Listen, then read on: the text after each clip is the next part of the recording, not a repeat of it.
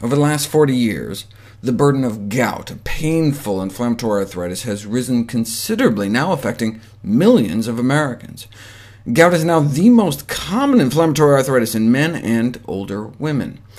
In my video, Gout Treatment with a Cherry on Top, I profiled new research suggesting that even as little as a half a cup of cherries a day may significantly lower the risk of gout attacks. Fresh cherries aren't always in season, though, so I listed a few alternatives, and frozen appeared second best, with cherry juice concentrate the runner-up. But does concentrated cherry juice actually help prevent attacks of gout? We didn't know until now.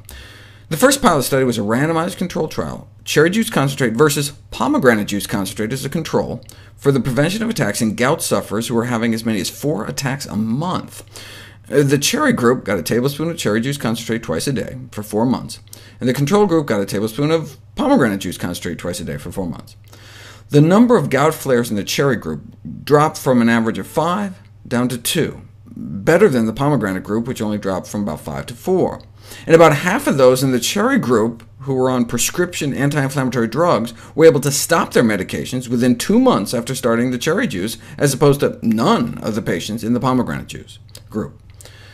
The second study was a retrospective investigation over the longer term. 24 gout patients went from having about 7 attacks a year down to 2. The researchers conclude cherry juice concentrate is efficacious for the prevention of gout flares. Certainly large, long-term randomized controlled trials are needed to further evaluate the usefulness of cherries and cherry juice concentrate for gout flare prophylaxis, but in the meanwhile, are cherries now ripe for use as a complementary therapeutic in gout?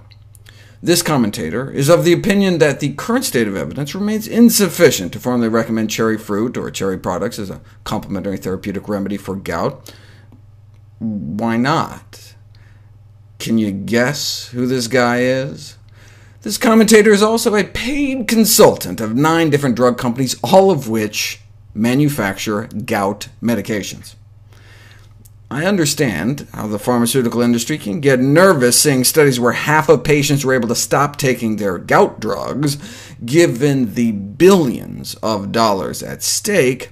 But what's the downside of eating a half a cup of cherries a day, or worse comes to worse, a few spoonfuls of cherry juice?